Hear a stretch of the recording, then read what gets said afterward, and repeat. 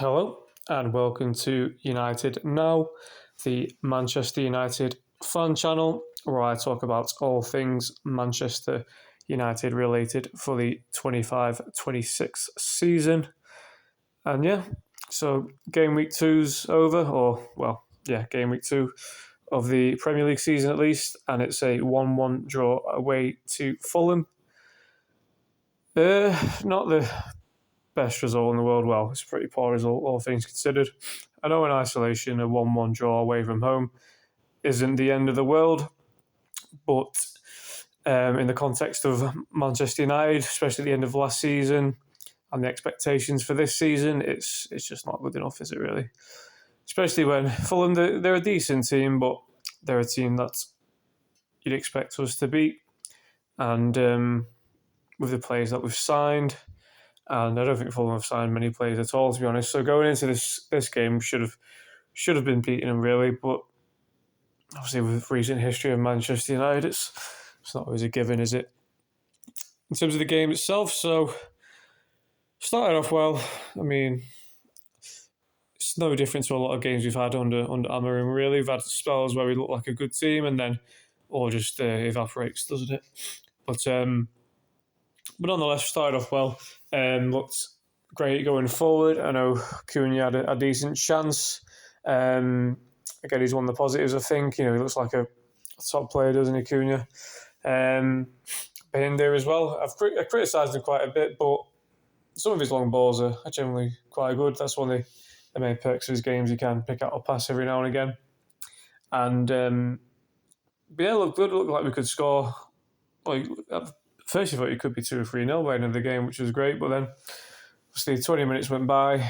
All just fizzled out really, and then Bruno missed his penalty, which, again, in isolation, isn't the end of the world. Even the best players miss penalties occasionally. It happens. But just again, with the context of the club and the players, and really could not be missing that penalty. Like, really, really could not be having to miss, such a good chance like that when we scoring no goals. And with Bruno as well, I mean, obviously he's a great player for us. He's arguably our best player, and he's a great captain. His attitude, you can tell he cares for the team, he cares for his teammates, cares about the club. But he just had another one of his games where he just uses no brain at all. He's one of those players that he does play with his heart on his sleeve. He's very emotional, very, very passionate, But sometimes I think with the games that he has, I think this isn't a game to be using your heart or your emotions. This is a game to be using your head. And he had one of those games today.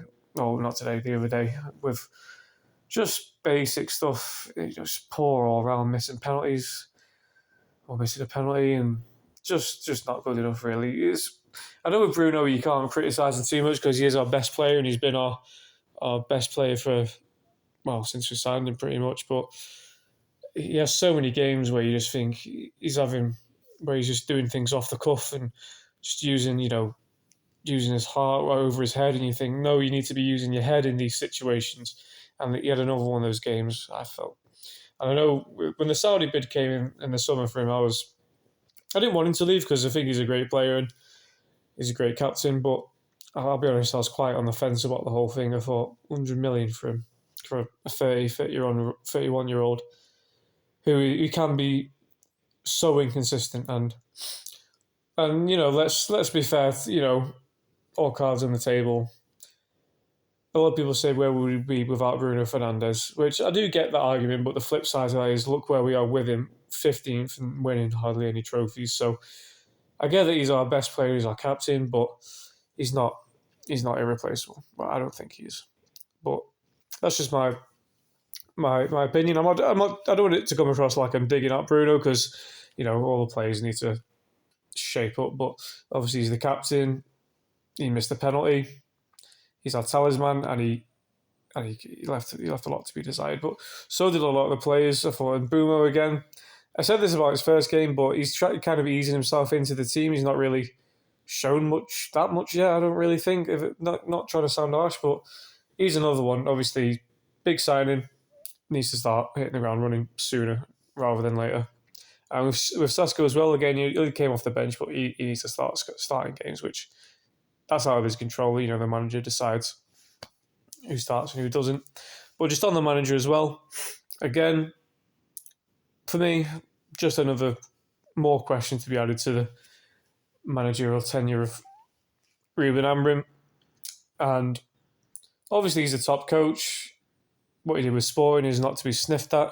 Great achievement that he had with them. But just again, like, what was he trying to achieve? Well, obviously, he's trying to achieve the win, but the way he seems to be going about it. And I remember last season he got so much leeway, despite United being utter wibble, being absolutely atrocious from the moment he stepped into the manager's job at United, being utter nonsense. But he got a lot of leeway last season, quite a lot, considering he's managing one of the biggest clubs in the world, and we were sitting in 15th. He seemed to get no blame at all.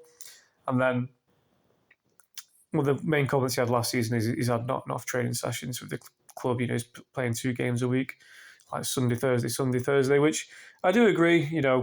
When you counting in travelling time and recovery and things like that, he was getting hardly any training time on the pitch. Well, we lost the Europa League final, so now he's not got excuse because we're having 1 game a week pretty much the entire season. So he's had 1 week to prepare for this game, and it looks just as clueless as when he first started. So I'm not one of those. I don't want to sound like reactionaries. I hate when fans are super quick to jump on the sack bandwagon and this and that, but he desperately needs wins soon. Like, desperately needs wins incredibly soon. And obviously, you always get this with United whenever we have a bad spell with his stats coming out. He's had more games than points he's got in the league. His record is the worst of any manager since Fergie retired. There's like managers that have been sacked from relegated teams that have better win records than him. And you can kind of dress up any stat to make it or look good or look bad, but he's time's ticking along with him, and he desperately needs to get wins. And I don't mean win 1, lose 1, draw 1, win 1, lose 1. The guy needs to win at least 3 games in a row.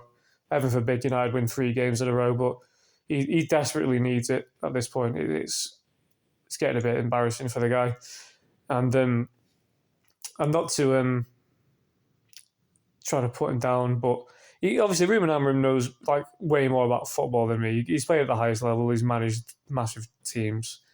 He's a top coach. So who am I to criticise what he thinks or how a team should play? But watching this team, watching United and watching the way we play and watching our setup and watching the formation, if I can see there's massive issues there, then surely this guy can. He can't be burying his head in the sand, can he? Surely. So, yeah, it's one of them. And it's just like the way the midfield's set up, and there's a lot of rumours coming out now that he doesn't fancy Mainoo, and he's happy to let him go, or Kobe's happy to leave, one or the other. Which again, it's just rumours at this point, so take it with a massive pinch of salt. But looking at that, looking at the way this United team play, and looking at how good of a player Mainoo is, if Amorim is genuinely no, I don't have a place for Kobe in this team, then Jesus Christ, man. What do you have? What is your vision for this team if you can't? And I'm not trying to say Mainoo is the answer to all our prayers.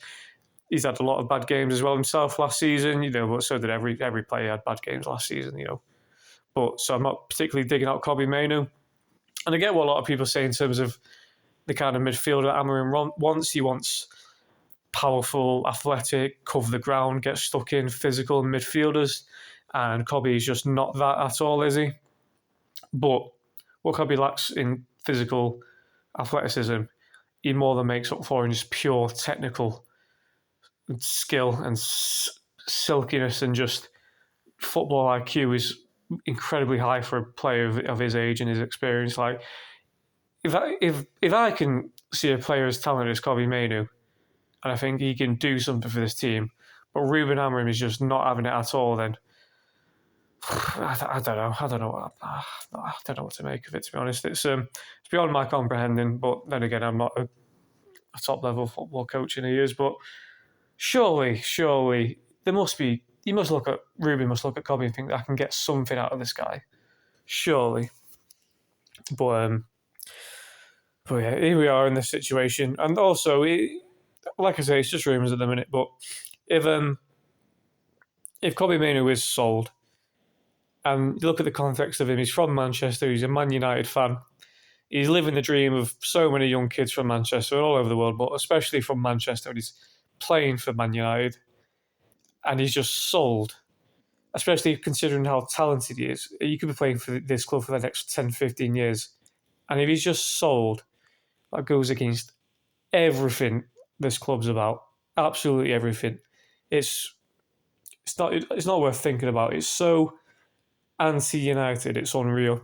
And if he is sold because Ruben doesn't fancy him, and this is Ruben Amorim, a guy who's, let's face it, on his arse in terms of the results he's getting, he's running out of room quickly. So we're going to sell someone as talented as Kobe to back a guy that's been here for 9 months who's not done a tap. And this time next year we could be sat here, manager's sacked because he's won like one game in 20, and we've sold our most talented local lad that was come through the academy in God knows how many years.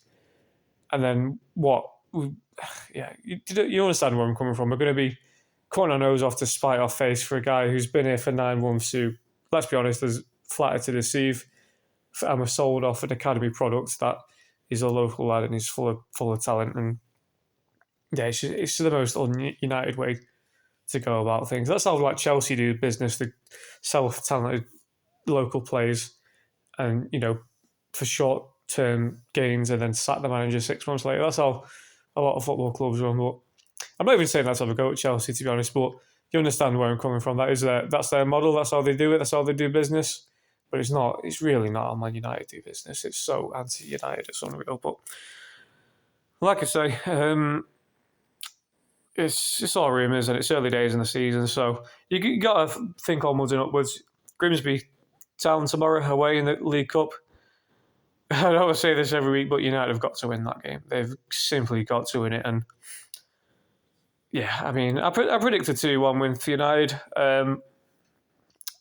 2-1, and even then it could be a scrappy 2-1 win, but I'll take it. As depressing as it sounds. But yeah, I've not really done too much analysis on the actual game against Fulham, because I thought it's just the same as every other game we've had under Amorim quite a bit. Look good for a spell, then look terrible for the rest of the game. But yeah, what can you say? Hopefully, all comes together at some point. It'll all click. But yeah, come on, 2-1 tomorrow against Grimsby Town, and then after that, we've got a few difficult fixtures coming up, but I don't want to get too ahead of myself. But yeah, anyone watching this, leave a comment. What do you think the score will be against Grimsby, or what do you think of the performance against Fulham? And yeah, no worries. Thank you for listening along if you've made it this far. And yeah, much love. See you in a bit.